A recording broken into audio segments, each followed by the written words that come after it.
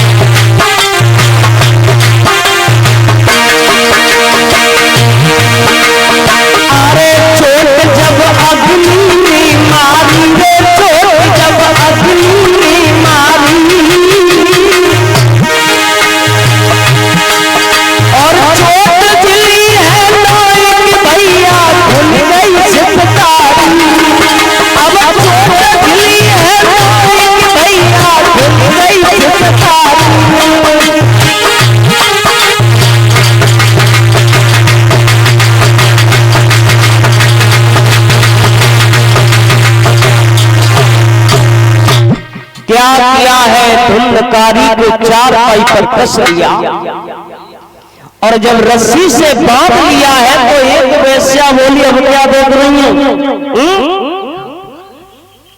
दूसरी वैश्या भाग करके गई, गरम गरम अंगारे लेकर के आई और जैसे ही अंगारे धुंधकारी ने देखे ही, ये क्या कर रही हो? वैसे बोली, चिंता मत करो, लेटी रहो, हम तुमसे प्रेम कर रही हैं, हमने तुमसे प्रेम नहीं कर पाया। धुंधकारी बोला, ये कैसा प्रेम है, मारोगे क्या? बोली, मारेंगे नहीं, मार कैसे देंगे आपको, तुम चिंता मत करो। गरम गरम अंगारे ला करके इसके मुंह में दिए हैं और जैसे ही मुंह में दिए श्रोताओं, ये तड़पने लगा, घबराने लगा और जब घबराने लगा है, थोड़ी देर के बाद ये चले गए। कहा? ये वहां भी नहीं पहुंचे, परमात्मा के पास नहीं पहुंचे। ऐसे लोग परमात्मा के पास नहीं पहुंचते। हाँ, ये प्रेत बन गए। कौन? भूत। और जब ये प्रेत बने हैं, अब तो ये प्रेत बने भटक रहे हैं, तड़प रहे हैं। गौकर्ण परमात्मा का भजन कर रहे हैं। ये कभी गधा बन करके जाता है, कभी बैल बन करके जाता है गौकर्ण के पास में, ये भजन नहीं करने देता। गौकर्ण कहते, भैया तुम कौन हो? मैं परमात्मा का भजन कर रहा हूं, आप करने क्यों नहीं देते? गौकर्ण ने क्या किया है, अपने हाथ में गंगा जल लिया है और गंगा जल के जब छींटे लगाए हैं तो इसकी तरफ से आवाज आई है, भैया गौकर्ण, मैं कोई और नहीं हूं, मैं तुम्हारा भैया हूं धुंधकारी। और जैसे ही गौकर्ण ने ये शब्द सुने हैं, धुंधकारी, भैया तुम? बोले हाँ। मगर ये सब कैसे हो गया? धुंधकारी बोला है, भैया मैया कुएं में कूद करके मर गई, पिताजी वन को चले गए भजन करने के लिए। घर पर जब मैं अकेला रह गया तो वैश्यों को लाकर के मैंने अपने घर में रख लिया। उन वैश्यों ने मेरे साथ में धोखा कर दिया, मुझे मार डाला है भैया। भाई कितना भी क्यों ना दुश्मन हो, बखत पर सबको याद आती है। गौकर्ण बोली, ही चिंता मत करो भैया धुंधकारी, मैं तुम्हें ठीक कराता हूं। गौकर्ण गंगा मैया के पास में गए हैं, वहां जाकर के सूर्य भगवान की आराधना की है।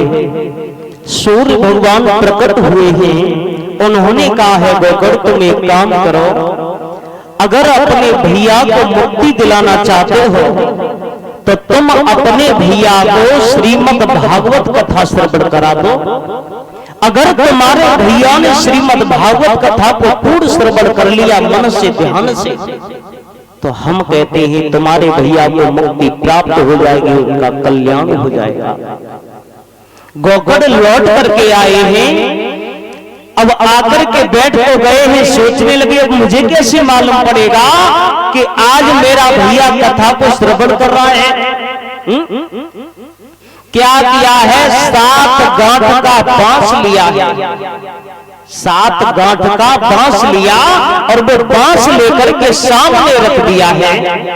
गोकर्ण ने आवाज लगा दी है, भैया धुंधकारी जहां कहीं भी हो वहां से चले आओ और इस बांस के सहारे को लेकर के तुम यहीं पर छुप जाओ। क्यों? क्योंकि ये प्रेत आत्मा ऐसी होती है, थोड़ी सी अगर हवा चल जाए तो ये आगे को बढ़ जाती है। धुंधकारी आया है, बांस में छुप गया है। अब गोकर्ण ये सोचने लगे अब हमें कैसे मालूम पड़ेगा, एक दिन कथा चल जाए और फिर हमें भी तो मालूम पड़े कि भैया ने इस कथा को पूर्ण श्रवण किया है ध्यान से। धुंधकारी की तरफ से आवाज आई है, भैया अगर एक दिन की कथा पूरी हो जाएगी, मैं अगर ध्यान से श्रवण कर लूंगा तो आप इस बांस की तरफ देखना, इस बांस की एक गांठ चटक जाएगी। अगर गांठ चटक जाए तो समझ लेना कि मेरे भैया ने कथा को ध्यान से श्रवण किया है। दूसरे दिन कथा चले तो दूसरी गांठ भी चटक जाएगी। गोकर्ण बोले ये तुमने ठीक कहा। कथा श्रवण हुई, श्रवण कराने लगे हैं ये गोकर्ण। पहले दिन कथा श्रवण की है धुंधकारी ने तो बांस की पहली गांठ यूं ही चटक गई। गोकर्ण समझ गए मेरे भैया ने ध्यान से इस कथा को श्रवण किया है। दूसरे दिन कथा चली है, उस कथा को जब पूर्ण श्रवण कर लिया है तो बांस की दूसरी गांठ चटक गई।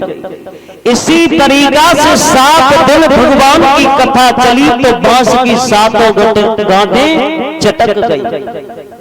और जब 7 गांठें चटक गई हैं तो धुंधकारी विमानारूढ़ होकर के ये अपने धाम को चले गए।